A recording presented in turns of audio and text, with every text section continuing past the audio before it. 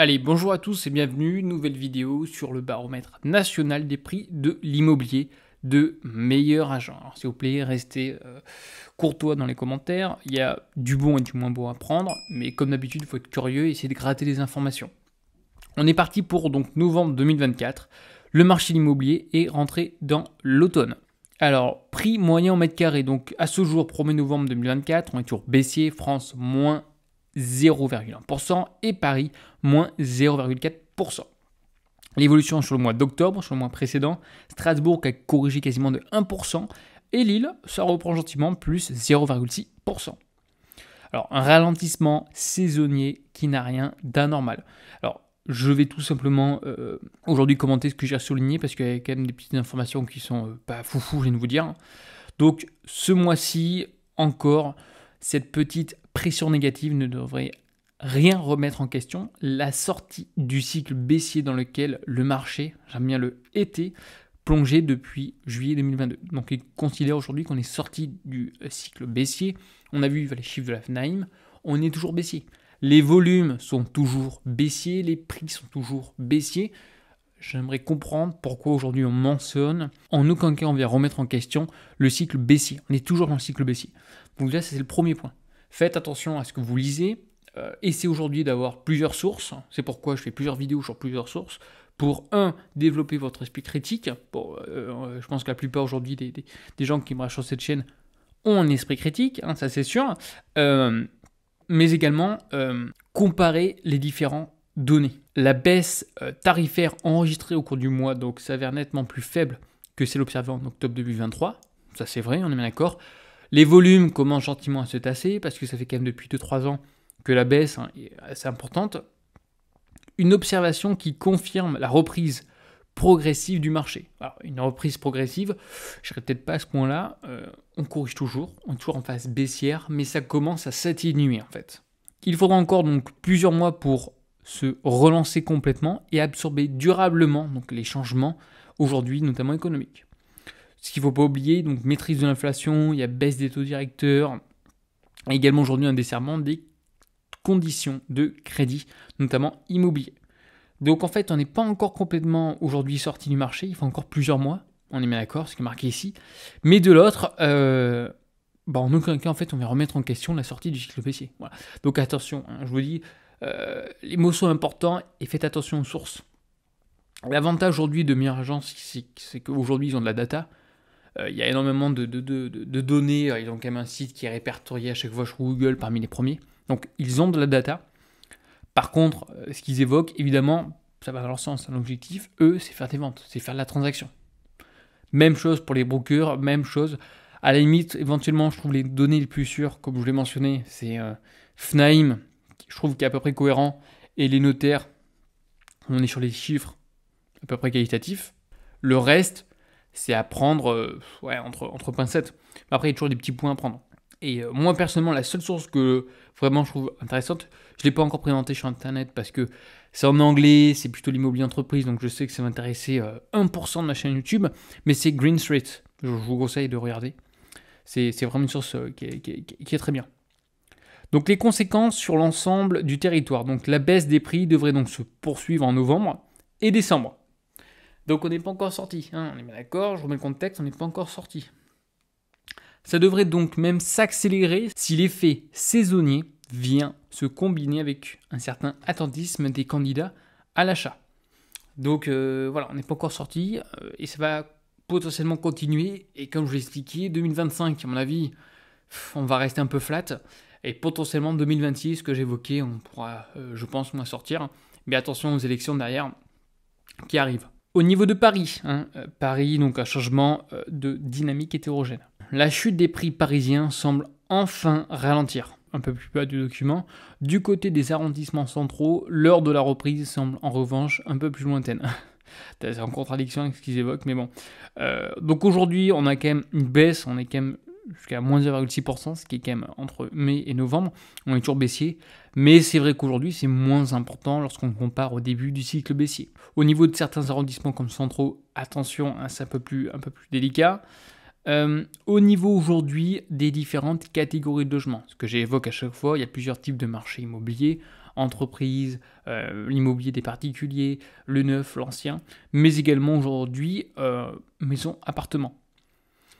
Aujourd'hui, les petites surfaces s'en tirent un peu mieux. Pourquoi? Parce que généralement, les petites surfaces, on est sur des montants moins importants, donc c'est plus facile, entre guillemets, à arbitrer, si je puis me permettre. Généralement, on a des rendements qui sont meilleurs. Je dis bien généralement. C'est pas parce qu'on a un T4 qu'on fait forcément de la colocation qu'on va gagner plus qu'un petit logement, notamment dans les grandes villes comme Paris, par exemple, où on a des loyers plafonnés par rapport au prix à l'ensemble des mètres carrés. Donc c'est pas le mode d'exploitation qui va forcément changer la donne, sauf le Airbnb, et encore avec ce qui s'est passé, ce qui a été voté, etc. Bon, les choses vont un peu changer. Les maisons aujourd'hui quand même corrigent davantage. Les maisons, on est quand même sur des montants un peu plus importants, avec l'effet de mode également qu'il y a eu du Covid. Ce fort décrochage, notamment donc des grandes surfaces, pourrait s'expliquer notamment par un frein psychologique lié à l'actuel niveau des prix parisiens. Alors je pense pas que ce soit un frein psychologique, je pense surtout c'est que les gens ne peuvent pas aujourd'hui lever davantage aujourd'hui d'argent, ils vont voir leur banquier. On a des taux qui sont quand même assez hauts, on a des prix d'immobilier qui n'ont peut-être pas forcément baissé. Ceux qui ont acheté des maisons pendant l'euphorie liée au Covid, les mecs devront aujourd'hui vendre à perte en fait. Ça va être très compliqué de revendre au prix, sachant que les taux, juste après l'effet Covid, on a des taux qui étaient relativement faibles. Aujourd'hui, on a des taux qui sont plus hauts. Donc, les acquéreurs aujourd'hui ont moins de capacité, notamment des capacités pour acheter aujourd'hui une RP.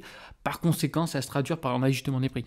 Forcément. C'est une question de temps. Hein. Après, les autres, les gens ne sont pas forcément aujourd'hui pressés, donc ils vont attendre. Très bien.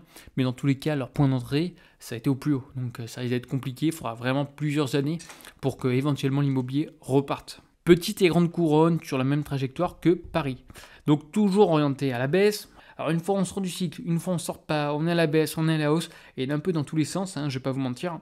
Les prix de la petite et la grande couronne sont en effet entrés eux aussi dans une phase de stabilisation. Bon, là il y a du blabla, tous les indicateurs laissent à penser que Paris et la petite couronne vont repartir plus vite et plus fort que la grande couronne. Alors j'aimerais comprendre quels sont ces indicateurs, si on peut rentrer un peu plus dans le détail. De nombreux porteurs de projets, pareil, très bien, s'il vous plaît, le nombre, les stats, on sort d'où tout. Enfin voilà, je veux bien limite comprendre, je veux bien rester positif, beaucoup d'indicateurs, mais rentrer davantage dans le détail. C'est quoi les indicateurs? C'est pas le nombre de projets. Oui, il y a beaucoup de personnes qui ont envie aujourd'hui d'être propriétaires, parce qu'ils se rendent compte qu'aujourd'hui, avec l'indexation par exemple des loyers, ça augmente rapidement. Et encore, on est en France, c'est capé, et on est pro-locataire et non pas pro-bailleur, notamment dans l'habitation, mais il y a toujours des personnes qui souhaitent aujourd'hui acheter une RP, une résidence principale, en France, notamment dans les grandes villes. Ça existe toujours. Parce qu'eux, ils ne sont pas à l'aise aujourd'hui avec des investissements, par exemple, tels que des titres financiers, et ils n'ont pas envie aujourd'hui, ils ont une inversion au risque qui est plutôt faible, donc certaines personnes souhaitent vraiment aujourd'hui acheter, aujourd'hui, avoir un projet, notamment dans l'immobilier. En revanche, pour les investissements, moi ce que j'entends, ça commence à être un peu plus délicat. Bon nombre de personnes ne souhaitent plus investir en France, surtout sur l'habitation, ce que je peux tout à fait comprendre. Il n'y a pas beaucoup d'avantages. Par contre, il ne faut pas oublier tout ce qui est l'immobilier entreprise, un petit local commercial, il y a toujours aujourd'hui des affaires à faire. Hein. Et j'ai même envie de vous dire, tant mieux qu'aujourd'hui tout le monde a envie de se barrer, parce qu'il faudra forcément aujourd'hui remettre une loi pour relancer l'immobilier. Les bailleurs, c'est indispensable d'avoir des bailleurs, des foncières, pour gérer notamment le parc immobilier. Donc on verra où ça va nous mener. L'évolution des prix en France, un petit graphique rapidement, donc ça dépend en fonction de chaque ville. On a vu Strasbourg, ça corrige, Bordeaux, ça a un petit peu repris avec plus 0,4%. Et encore une fois, ça dépend du quartier, de votre actif et de la valeur intrinsèque. Aujourd'hui, donc l'indice des prix, je vous laisse également regarder.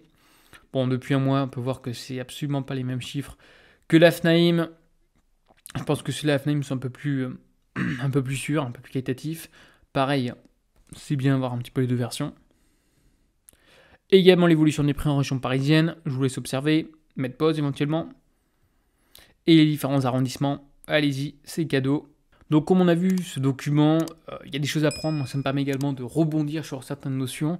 Attention à ce que vous lisez, même du BFM, etc. Il y a pas mal de news, hein. Le but du jeu c'est générer du clic, un peu ce que je fais également sur mes sur mes images de vidéos YouTube, mais garder une vision long terme. Évidemment qu'il y aura des hauts, il y aura des bas dans l'immobilier, il y aura des cracks. Le plus important, c'est garder un actif immobilier sur du long terme. C'est comme ça qu'on s'enrichit. Sur l'immobilier d'habitation, je le répète, c'est pas via le rendement qu'on s'enrichit, absolument pas. C'est via aujourd'hui donc le gain en capital lors de la cession, lors de votre arbitrage de votre actif immobilier, qu'on va s'enrichir sur la plus-value. Même si aujourd'hui on va se faire taxer, on le sait de plus en plus, c'est sûr, vaut mieux se faire taxer une plus-value que ne pas se faire taxer et d'avoir une moins-value. Allez, sur ce, je vous souhaite une bonne journée. Bye bye.